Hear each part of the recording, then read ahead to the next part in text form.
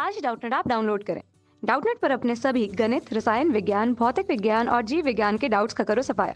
बस प्रश्न की फोटो खींचो, एक ही प्रश्न को क्रॉप करो और तुरंत वीडियो सोल्यूशन पाओ। अभी डाउनलोड करें। प्रश्न है कि उत्तेजित हाइड्रोजन परमाणु को आयनित करने के लिए आवश्यक ऊर्जा कितनी लगेगी? 13.6 इलेक्ट्रॉन वोल्ट, 13.6 इलेक्ट्रॉन वोल्ट से अधिक, 3.4 इलेक्ट्रॉन वोल्ट या 3.4 या उससे कम। तो आइए हल करते हैं इस प्रश्न को। सबसे पहले हम देखते हैं कि हाइड्रोजन परमाणु है, यह हाइड्रोजन का नाभिक हो गया जिसके अंदर एक प्रोटॉन है और इसका भी आवेश इलेक्ट्रॉन के बराबर होता है, इसलिए मैंने ई लिखा है। और इसके आगे पीछे एक अलग अलग कक्षाएं हैं, इस प्रकार वृत्ताकार कक्षाएं हैं। ये कक्षा हो गई n बराबर 1, n बराबर 2, n बराबर 3। अब प्रश्न में हमें दिया है कि उत्तेजित हाइड्रोजन परमाणु। तो उत्तेजित हाइड्रोजन परमाणु का क्या अर्थ है? उत्तेजित परमाणु का हाइड्रोजन का अर्थ है कि परमाणु कम से कम प्रथम उत्तेजित अवस्था में होना चाहिए, अर्थात जो मूलावस्था है उसमें नहीं होना चाहिए, अवस्था में होना चाहिए।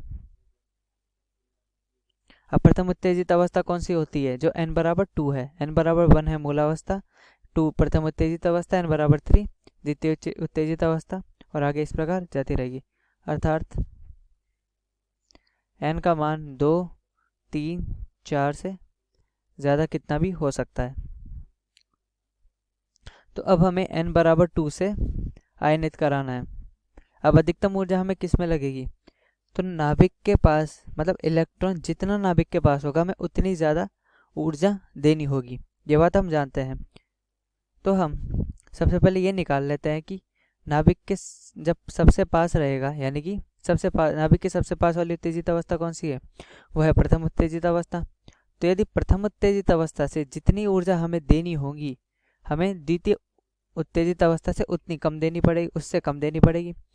और भार होगा तो यहाँ से जैसे कि हम इस चित्र को देख के समझ सकते हैं कि जो प्रथम उत्तेजित अवस्था में इलेक्ट्रॉन यहाँ पर है सपोज। अब ये नाभिक के जितना पास है तो इसको परमाणु से बाहर ले जाने के लिए हमें ज़्यादा ऊर्जा देनी पड़ेगी। अगर यहाँ पर होता तो यहाँ पर ये नाभिक से दूर है तो इसको कम ऊर्जा देनी पड़ेगी, यहाँ पर है तो इसको और कम ऊर्जा देनी पड़ेगी। तथा हम कह सकते हैं कि n बराबर 2 से हम आयनन ऊर्जा निकाल लेते हैं, तो वो सबसे अधिकतम होगी। तो हमें अधिकतम उतनी तो देनी पड़ेगी, बाकी उससे कम भी हम दे सकते हैं। तो सबसे पहले वो निकाल लेते हैं कि n बराबर 2 से अनंत तक कितनी ऊर्जा देनी पड़ेगी, यानी कि n बराबर 2 से इलेक्ट्रॉन को निकालने के लिए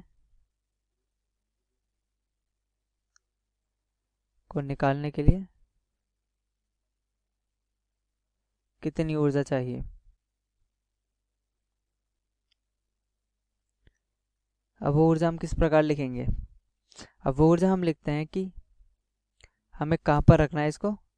अनंत पर, यानी कि अगर हमने इसको नाभिक से बाहर, परमाणु से बाहर निकाल दिया इलेक्ट्रॉन को, तो एक तरीके से वो अनंत कक्षा में पहुंच चुका है, हम उसको ये कह सकते हैं।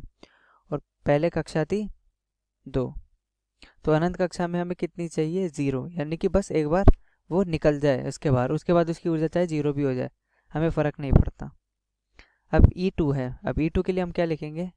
-13.6 गुना Z² बटा n²। तो ये हमारे पास ऊर्जा इस प्रकार निकल कर आ गई। चूँकि Z बराबर 1 है, क्योंकि हम बात कर रहे हैं हाइड्रोजन परमाणु की, ठीक है, ये भी स्क्वायर है। तो ये हो जाएगा 13.6 बटा n²। तो 13.6 बट्टा 4, चूँकि n बराबर हम 2 रख रहे हैं तो 3.4 इलेक्ट्रॉन वोल्ट। तो अतः जो हमारे पास अधिकतम ऊर्जा निकल कर आई, यानी कि उत्तेजित अवस्था से परमाणु को, हाइड्रोजन परमाणु को आयनित करने के लिए अधिकतम ऊर्जा हमें 3.4 इलेक्ट्रॉन वोल्ट देनी पड़ेगी, बाकी ऊर्जा इससे कम भी हम दे सकते हैं। तो अधिकतम ऊर्जा तथा हमारे पास ऑप्शन आया डी ऑप्शन, यानी कि 3.4 इलेक्ट्रॉन वोल्ट तो देनी पड़ेगी, बाकी उससे कम भी हम दे सकते हैं। ठीक है, अधिकतम है ये 3.4 इलेक्ट्रॉन वोल्ट। कक्षा 6ठी से 12वीं से लेकर नीट, IIT, JEE वो एडवांस के लेवल तक 1 करोड़ से ज्यादा छात्रों का भरोसा। आज ही डाउनलोड करें डाउटनेट ऐप या व्हाट्सएप करें अपने सारे डाउट्स 8400 400 400 पर।